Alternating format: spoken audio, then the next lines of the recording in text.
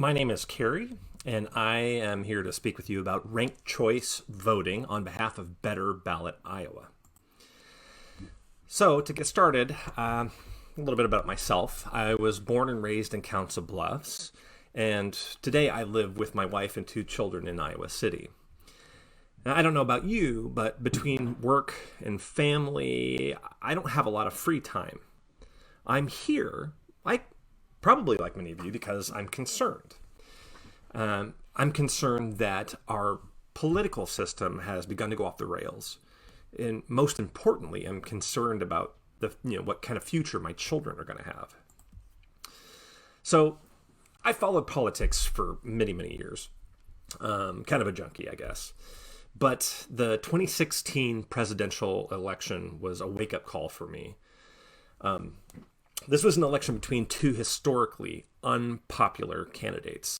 And whatever your opinions of Clinton or Trump, I hope everyone can agree that it was a bitter election. And that sense of bitterness, that gulf of unbridgeable division is what concerns me. Fast forward to 2021, and arguably things have gotten worse, not better. So let me ask you, who's listening to this presentation right now, who among you gets knots in their stomach when politics comes up in polite conversation, like say at Thanksgiving dinner or when you're speaking with coworkers? Who here finds yourself furious at least once a week because of something in the political news? Who feels like they're not being heard by Washington or even Des Moines? Now, I feel all of those, and I'm sure many of you do too.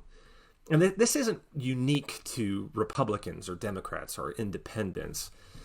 One thing that we can all agree on is that we're unhappy with Washington, D.C. We're even more unhappy with Congress. And we're frustrated about politics because we feel like we're not being heard. And the only thing that we can't seem to agree on is what to do about it. So tonight, I'd like to offer a possible reform that folks from all sides of the political spectrum can get behind. Will change those dynamics for the better. I'd like to suggest to you that our anger and antipathy stems from a crisis of accountability. Simply put, politicians are no longer accountable to the public. Tonight's talk is about accountability, where it comes from, why we don't seem to have it, and how to get it back. So, let me ask you another question. What's the main method we have to hold our officials accountable? Most of us don't have lots of money. We certainly don't have connections in high places. Or access to a media empire. So, what's our handle on accountability? It's voting. The great equalizer, right? If elected leaders fail us, if they betray our interests, we can vote them out. And at least that's how it's supposed to work on paper. Okay? Well, if voting is our main handle for holding politicians accountable, the mechanics of how we vote are critically important. The voting system is something that most of us take for granted. So tonight, I want to challenge you to take a closer look. Our current system, is voting as a pick one system. It's also known as plurality voting. You have one vote, and you give that vote to one candidate, and that's it. The one with the most votes wins. And that seems fair, right? Well, the main virtue of this system is that it's simple, but that might be its only virtue. Now, let's take a look at a hypothetical election between two candidates. We have candidate A, and we have a dumpster fire. So who do you pick? This mock ballot should be familiar to most of you because it's the feeling that most voters have when they go to the ballot box. And it doesn't matter which side of the political spectrum you're on. You probably feel as though most elections are a choice between the party that you support or maybe just tolerate, and the one that you consider to be unthinkable. Now, let me ask you, what's wrong with this picture? There's no real choice. The purpose of voting is to hold elected officials accountable. But is candidate A actually accountable to you? He knows you're going to vote for him no matter what. And what about the dumpster fire? Are they accountable to you? Yeah, that's also a hard no. Of course not. They know that you'll never vote for them. Politicians don't have to worry about earning or losing your vote if your vote is unchangeable. If you've ever bought a house or a car or even just bargained at a market someplace, you know that your power is in the ability to walk away. If you have other options, if you can walk away, the burden is on the salesperson to convince you to stay. They need to be responsive to your needs. But many Americans are so politically polarized that the other side is unthinkable. And that means that they have no alternative to vote for. Their vote is given, regardless of how good or poor of a job the winning candidate does. Now, do you think that creates accountability? What's more is that the legislative districts in the U.S. are no longer competitive, most of them. One party or the other has a clear majority. In many cases, nobody even runs against the majority party candidate. And this trend is getting worse, not better. And that means that most of the political attention and money get poured into just a few elections, and then everybody else gets ignored. In any other context, we know that when there's little competition and there's few choices, the customer loses. So why are we tolerating this in our political life? New election. Same two candidates. But this time, sick of a lack of choices, a new candidate enters the race, and it's someone that you really like. But they're running as an independent in a three-way race. So there are two candidates you're okay with, and then one that you're scared to death of. So who do you pick? You're probably worried about what's called vote splitting. If two candidates share a base, the new candidate could take enough votes away from candidate A to hand the victory to the dumpster fire. Under our current voting system, dumpster fire would win this mock election with less than half the vote. In fact, it's even worse than that. The majority of the voters didn't want the dumpster fire. So, there are two similar candidates. Everyone gets one vote. The vote gets split between them. This is what's known as the spoiler effect. So, you may have heard of this in reference to the 1992 election, where Clinton won with only 43% of the vote. Now, you can see that having more votes than any other candidate does not mean that you're over 50%, a simple majority. Now, I want to come back to this ballot here. This sucks. Plain and simple. Think about how messed up it is. We added more and better choices to the ballot, and it made things worse. This is a really insidious problem, folks. No new candidates, no new ideas are willing to enter a contentious race for fear of spoiling the election. If they do enter the race, voters are going to be afraid to vote for them. Out of fear that they're going to hand victory to the candidate that they don't want to win. Have you ever had someone say to you, don't vote for so-and-so, you're just throwing your vote away? Well, in Better Ballot, Iowa, we believe that no vote is a wasted vote. But there is still this problem. So anyone who values competition should be bothered by this. And, of course, this makes elections more about who you're against than who you're for. So what can we do about this? How can we guarantee a majority over 50% when we have more than two candidates? Do we remove a candidate? No. This is America. The answer is ranked choice voting. So, if you're unfamiliar, ranked choice voting is a system that allows you to rank as many candidates as you like in order of preference. You pick the candidate you really want, followed by a series of backup choices. If your first choice is eliminated, your votes gets transferred to your next choice. The process is repeated until a candidate receives a majority of the in-play votes. Pretty simple. So in this example ballot here, you put your favorite candidate as your first choice, followed by candidate A, and you don't even have to rank the dumpster fire if you don't want to. You can vote your conscience without the fear and anxiety of vote splitting. So here I'm going to show you the process in the context of an example election.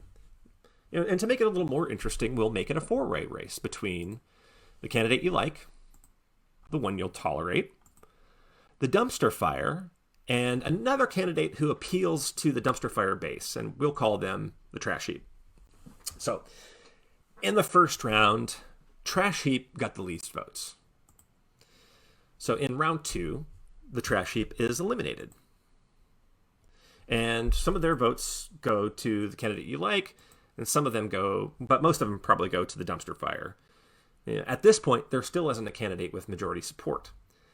At the end of round 2, candidate A has the next least votes. So in round 3, candidate A is eliminated, and a few of their bitter voters are, next choice is the dumpster fire, but the majority of them preferred your preferred candidate as their next choice.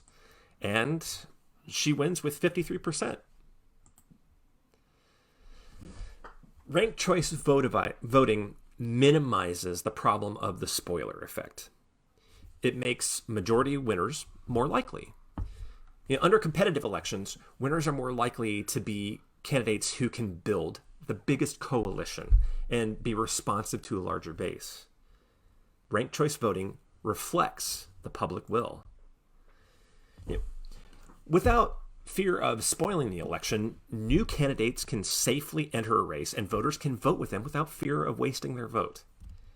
This opens our political process up to the possibility of more competition, new voices, new ideas.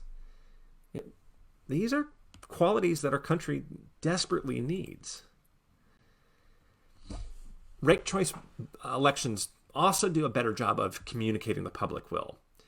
So ranked choice voting better informs politicians where they stand with voters that didn't choose them first and lets them know who's missing from their coalition. Above all, and a ranked choice voting election lets politicians know how popular they really are. There's no way to know, where you stand with voters if you win with just 30% of the vote in our current system. Ranked choice voting also incentivizes more positive campaigns. This is my personal favorite part. Since politicians are worried about winning people's second place votes, they don't want to alienate the competition's voters by attacking somebody else's first choice. It makes elections more about why voters should vote for a candidate and less about making the election exclusively about who they should vote against or why they should vote against the other candidate. It allows for bridge candidates who may be able to speak to a broader constituency than our current system allows. It won't make negative partisanship go away completely. That's impossible. But it does put a check on the worst behaviors. A Rutgers Eagleton poll compared voter sentiment in ranked choice voting elections versus the pick one or plurality system. And by virtually every demographic group, the voters in the ranked choice voting cities reported less negativity in their campaigns in the elections than the voters in the cities that use the traditional plurality voting. Ranked choice voting also incentivizes more voters to actually talk with each other. So let's say you're out stumping for the purple candidate, door knocking, and you go, and it's the current plurality system. So you're walking along, you see a house. In the front yard, there is a yard sign for the orange candidate. What do? Well, today, you know that there's no point in going to the door. There's no point in talking to that voter. So you leave. You go home. But in the same scenario with ranked choice voting, It's different. You don't go home. You don't turn away. You go up to the door and you start a conversation. And you say, I see that you're an Orange supporter and will vote for Orange first. My purple candidate has these issues in common with you, and I'd love to earn your second or even third ranking. And you work with that voter and you find common ground. And what you would not do is mudsling against their favorite candidate, Orange. Otherwise you're going to alienate the voter and she won't even rank your candidate at all. And you don't want to act with animosity towards those Orange supporters. You act with civility. You try to earn those crucial second and third place votes. So ranked choice voting is not new or experimental. In fact, it's just finally seeing the day in America. Alaska just implemented ranked choice voting and open primaries. Maine has been using ranked choice voting since 2018. New York City, our nation's largest city, uses ranked choice voting, but many other cities have implemented it. In fact, in Utah, over 20 cities have applied to use it for their local elections. The Virginia and the Utah Republican parties used ranked choice voting in their last primary elections. Many states have used ranked choice voting for absentee ballots for decades. Now, it's too late for Iowa to lead the charge and be the first, but we still want to be a leader on this issue. So how do we get there? Iowa's not a ballot initiative state, so we can't take that route. Things will have to change through the legislature, but we're not going to be able to affect change unless we can achieve a groundswell of popular support. Better Ballot Iowa was just formed in March of this year, and we've already made tremendous progress. Our organization is founded entirely by Iowans who connected with each other online. We're entirely volunteer-based. We have no paid staff, which is challenging, and it's a key reason why we need to grow our volunteer base. We're also nonpartisan. We believe that this is an issue that can bring Iowans together regardless of their political affiliation or ideology. We're just getting started, too. Better Ballot Iowa is also filed as a 501c3, which makes us an educational nonprofit. We're tax deductible, and that's by construction. So let me ask everyone, if you want to comment in the chat, what do you see as the biggest obstacle to ranked choice voting? I'll pull up the comments here and see if I see anything.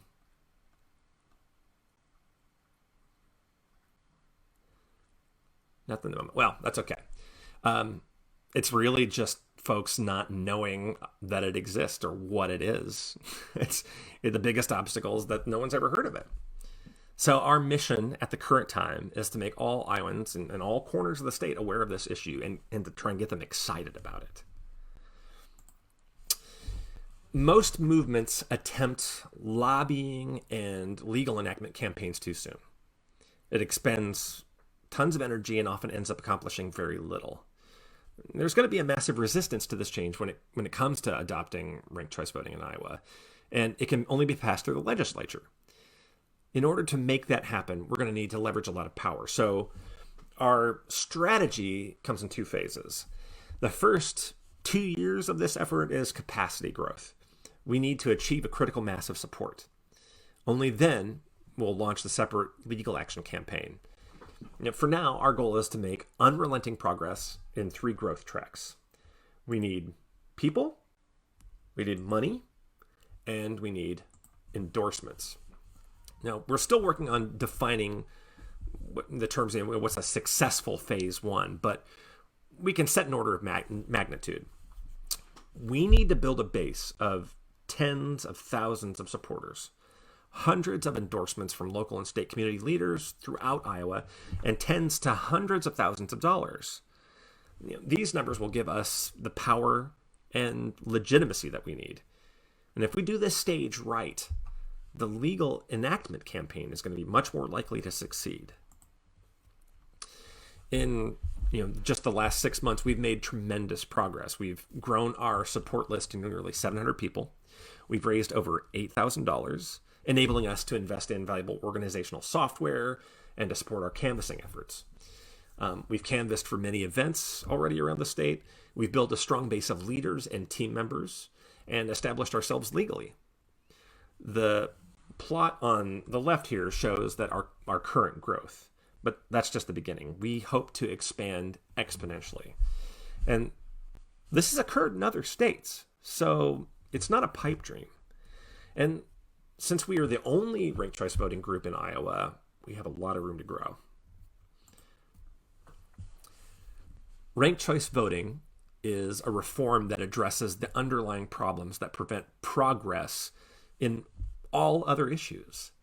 That makes this an incredibly important effort to get behind. But it's also exciting because it's a fast-growing, evolving effort where you can have a huge impact. But we are all volunteers. No paid staff, as we said. And we are still learning. So we need all the support and help we can get. You can help us make history by becoming a volunteer or even taking on a leadership opportunity. We know everyone has a lot going on in their lives, but what's nice is that we have a range of ways that you can help, from small do-on-your-own activities like making graphics or content for presentations, and for all the way up to doing large tasks like developing the full website. One-time activities like canvassing or regular activities like team memberships. Our tasks also range from outward-facing to behind the scenes. If you're new, just check the comments. There are going to be some links there from another one of our team members, Matt, for help you, just a shortcut for the sign up or how to donate. Great resources there. Of course, you can see it on the slide as well. But if you miss it now, just check the chat, the comments. You'll see it there. So the choice as we go forward is pretty simple. We can fight each other in increasingly bitter fights over inches of territory in a system that works for no one, or we can step away and we can ask, can we work together to make the system itself better? This is the promise and the hope of nonpartisan reform. I'm happy to talk about many other reforms after this talk if you wanted to, if there's folks that stick around in the chat, but that's beyond the current scope of BBI, just to be understood. I want to bring your attention to the fact that ranked choice voting is a modest step forward in a direction that's neither left nor right. It's just a different way of looking at the problem systemically. It's easy to overpromise on political reforms. Ranked choice does not guarantee positive change. It opens a door to new possibilities. And those possibilities are closed to us now by a system that's gridlocked and uncompetitive and divides Americans against each other. First, I'd ask for your help to get that door open. But I also invite you to imagine what steps we can take once that door is open. How do we work together across differences and partisan divide to make a system that truly works for all Iowans? It's an exciting possibility. Thank you. All right. So let me look at the comment section here and see if there's any questions that were thrown out. All right, I don't see any questions at the moment. Okay, well, thank you for your time. If you do watch this after the fact and you have some questions, please post those questions in the comments of the video or on the Better Ballot Iowa Facebook page. Again, review those links to sign up as a volunteer or to donate, or both, and we'd love to have you on board. Thank you so much for attending the Facebook Live session this evening. Really appreciate it. Take care.